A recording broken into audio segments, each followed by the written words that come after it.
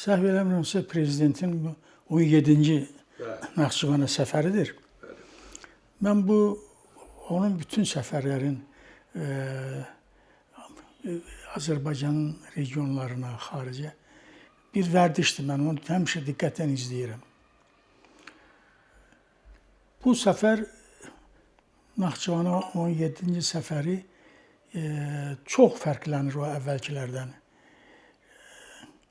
Və o tutumluluğu,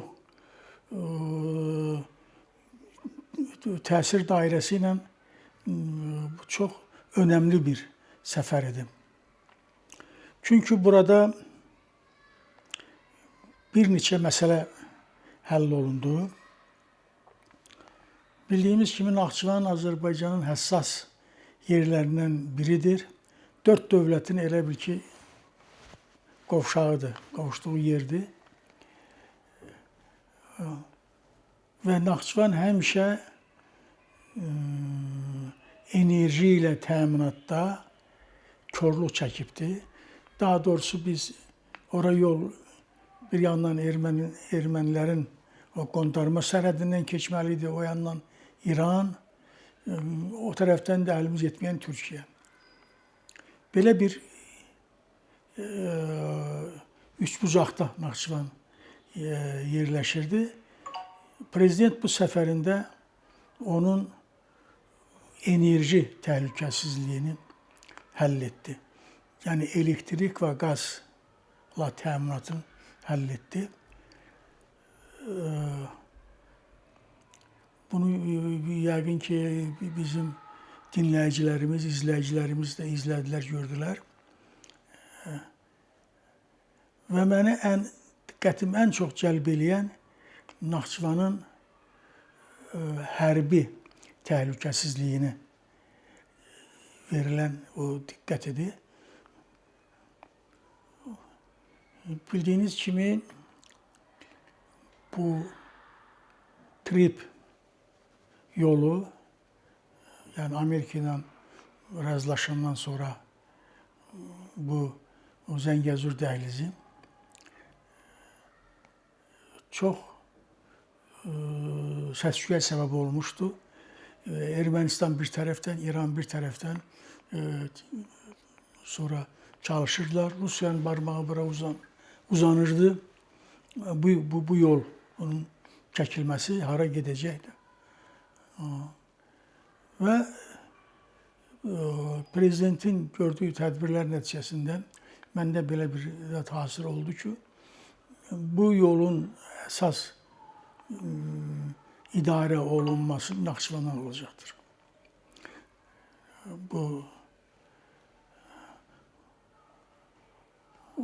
Ona görə ki, təbii belə olmalıydı. Ona görə ki, bu üç dövlətin hamısına buradan gedir yol. Naxçıvandan gedir. Və bunu da prezident yaxşı bilirdi və o tədbirini gördü. İndi mən təsəvvür edirəm, onun da rəsmi hələ deyilmir ki, amma indi Ermənistan da, İran da qaldılar qıraqda.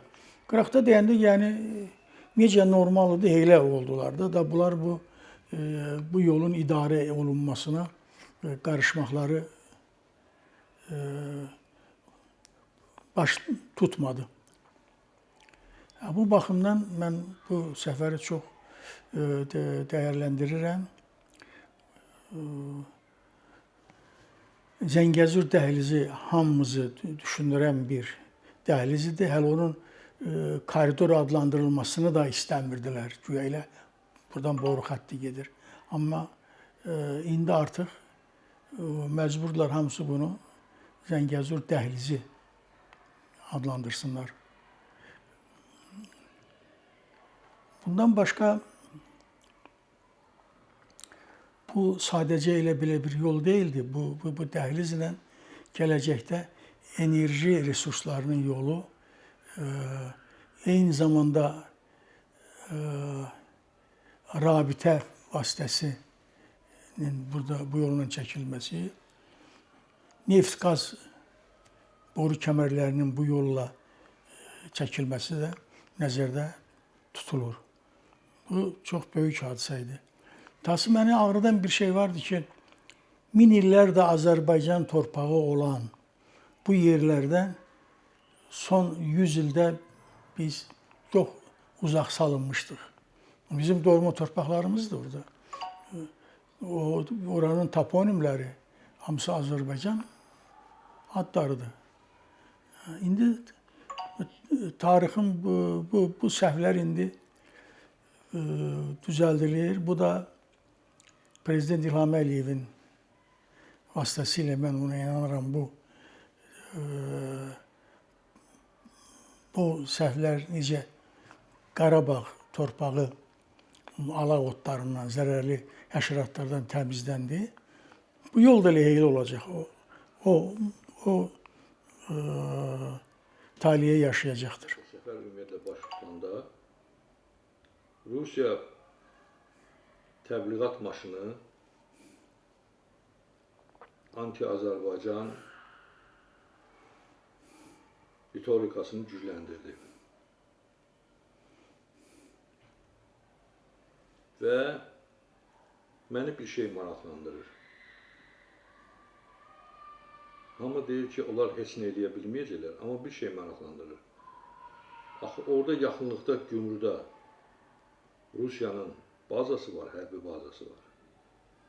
Yəni, o cəhd eləyə bilərmi ki, bu sazişi postun ya bir əngəl törətsin?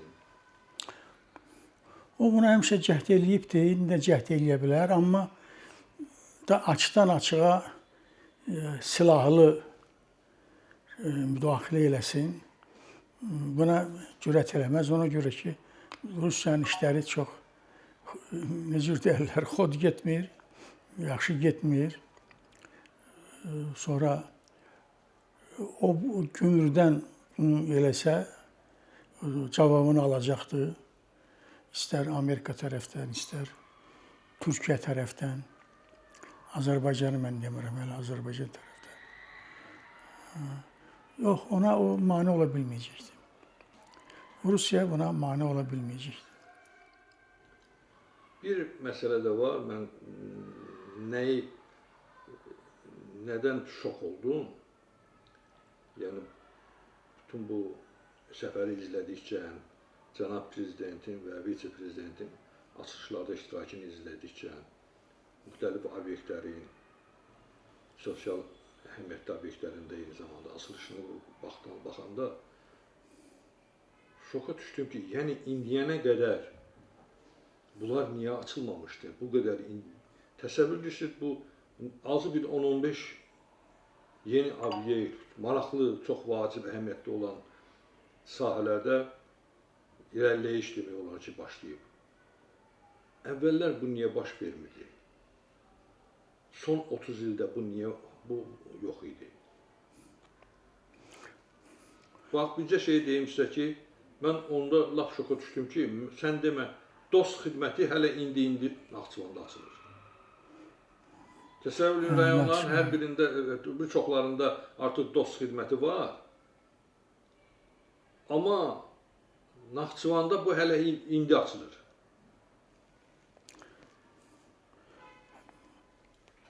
Elə bil ki, inkişafdan qalmışdı, elə bil ki, Naxçıvan elə bil ki, yaddan çıxmışdı, elə bil ki, burada baxırsan deyirsən ki, yəni bu qədər mi geri qalmışdı bu? Kənd səviyyəsinə gəlib çıxmışdı, yəni zəifləmişdi. Yəni prezidentin ora gedişindən sonra biz hiss elədik ki, mən nəyi hiss elədim? Onu hiss elədim ki, artıq elə bil ki, prezidentin əli qolu açılıb. Artıq Naxçıvan cəmaatı artıq elə bil ki, həqiqətən də necə deyərlər, o dəyişikliyi artıq hiss eləməyə başlayıb. Bu Naxçıvan elə bir həssas bir yerdədir ki, təsəvvür ki, 4 dövlətin sərhədində yerləşir. Azərbaycandan başqa Ermənistan, İran, Türkiyə. O klan ki vardı orada, rüşvətxor, ancaq özünə işləyən, sonra Ramiz Mehdiyev amili, Talıbov amili elə bir-birinə qarışmışdı ki, çoğulaşmışdı. Yəni bunları çözmək ilk baxışdan asan gəlir. Yəni necə götür hamısını tut, qır belə. Amma bunu bu olunmurdu. Ona görə prezident hər şeyi asta-asta çözürdü, açırdı. Məsələn, orada bir ərazi vardı, mübahisəli. Mən belə eşitmişdim o vaxt ki, Talıbov bunu İrana verir güya icarəyə. Naxçıvanda bir belə bir zadıdır. O hər yerə öz adamların, qohumların Ramiz Mehdiyev kimi elə yerləşdirmişdi ki, bunları gərək tükü-tükdən ayıraydın ki, yəni insanlar əziyyət çəkməsin, ziyan görməsin bundan. Ona görə belə səbrlə belə gəlib bu yerə çatdı. Bir də Naxçıvanda yadınızdadırsa 90-cı illərdən bəri gah işıq olmurdu, gah qaz olmurdu Naxçıvanın. Çətin dövr yaşayırdı o vaxtlar. Hamısı. Ona görə ki, biz